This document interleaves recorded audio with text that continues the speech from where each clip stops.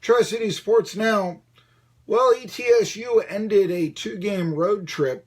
There's 2 games? They went to a couple of teams that they played last year. Well, I say that. They did not play Xavier at home. Forgive me on that one. But they went to Detroit, who opened up the season last year, the NCAA tournament season for ETSU.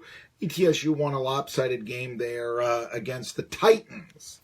Oh, I got something to say. Last year, before that game, I had actually tweeted out to Dick Vitale, now Detroit Mercy. Dick Vitale actually got his coaching start at the University of Detroit. Had success there, then went to the Pistons, got fired there. There's a fledgling network called ESPN. They need announcers. Let's find, there's a guy, Dick Vitale, high energy. I remember once reading as a teenager, I was a teenager, I think. I was 13 years old, a sports columnist in Harrisburg, Pennsylvania, writing that he refuses to watch a basketball game that Dick Vitale announces. And have his boycott. Certainly Dick Vitale would not be announcing basketball games with that style in the future. He's strictly minor league. He's strictly ESPN. I think Dick Vitale went further than that sports columnist in Harrisburg, Pennsylvania. Don't you? But no, with ETSU playing Detroit, I wanted to reach out to Dick Vitale. I tweeted him. He actually tweeted me back and he said, I can't come on your show, I'm driving, I'm traveling. And then, as I had announced that I was from Tennessee, he wrote, Go Titans. I look at that and I think that's Dick Vitale, isn't it? He knows I'm from Tennessee, so he's going to say, Go Titans. Maybe not necessarily understanding the Volunteers or the Buccaneers or even the Hokies or Tar Heels draws do this area. But then I finally realized he wasn't talking about the Tennessee Titans. He was talking about the Detroit Mercy Titans.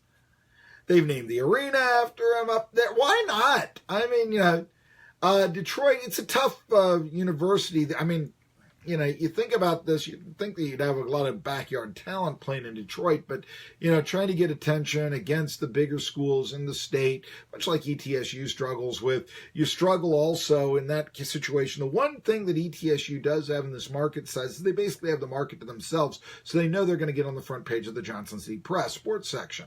Detroit Mercy, they'd have to win the NCAAs to get on the front page of the Detroit Free Press sports section. That's going to be Pistons, it's going to be Tigers, it's going to be Red Wings, that's going to be Lions, it's going to be Michigan, possibly Michigan State if they're doing real well. Who else plays it? Is there another? I know University of Detroit. I'm thinking there's got to be Wright State. That's the other school that I'm thinking of that's actually in Detroit.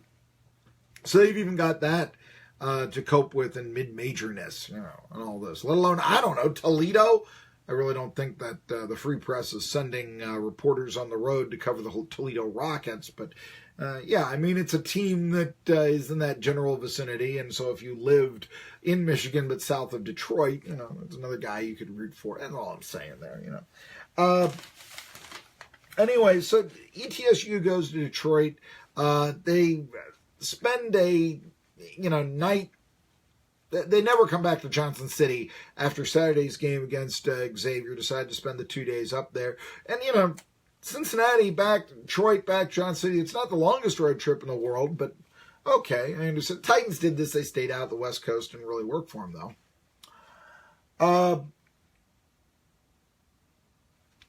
ETSU struggles first half. They go trail. They wind up 47-34, outscoring the Titans in the second half, and they wind up winning by 8.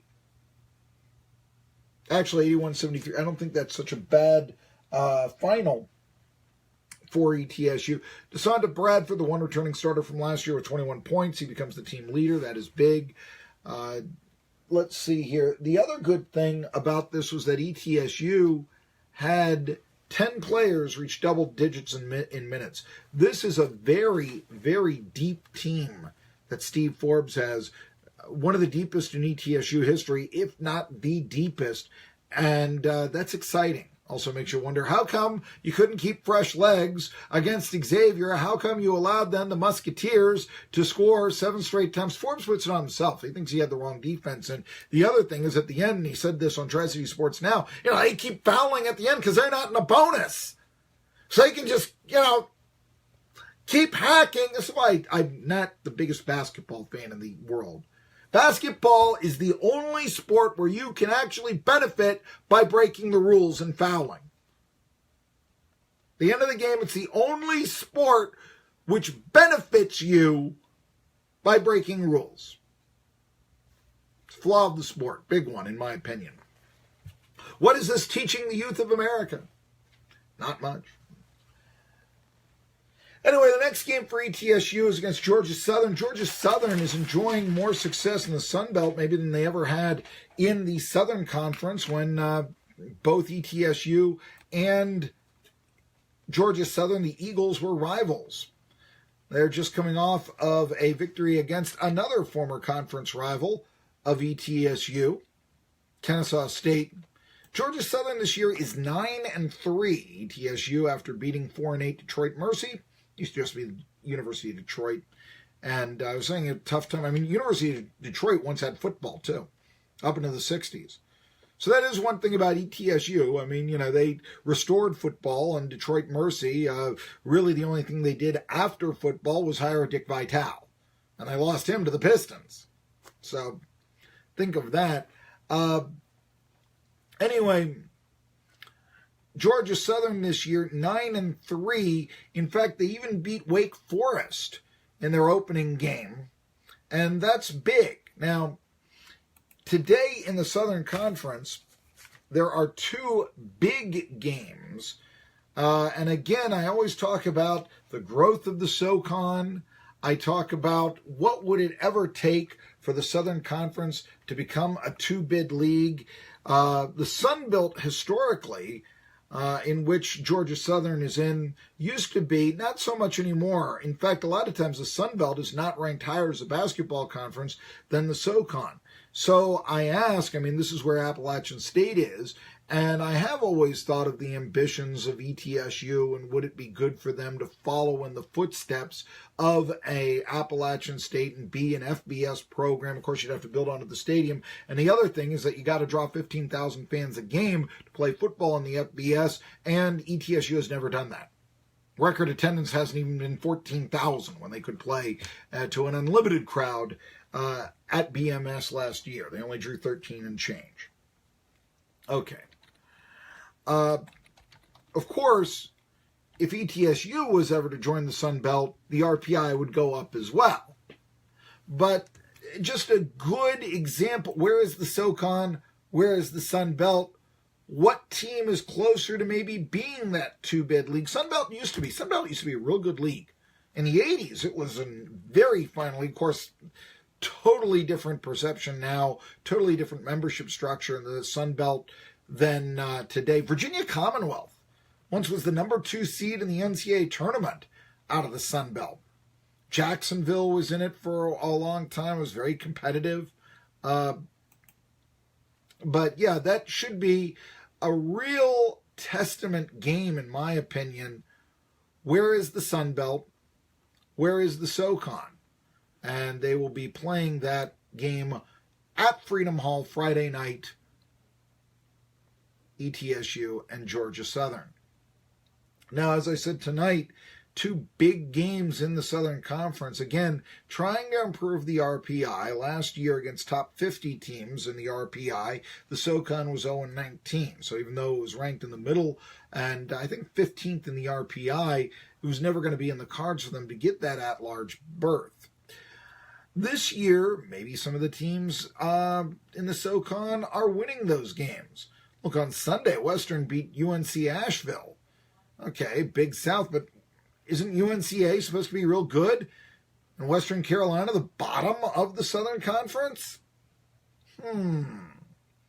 Didn't help that Mercer lost to LaSalle on Sunday, nor that Mercer was clipped by a point by Alabama yesterday, or that the Citadel, and this is really surprising, that their up-tempo style could only score 65 points against Ohio State. So SoCon has had their chances, and they have failed in sometimes, but they'll get a chance today when Furman goes to Tennessee.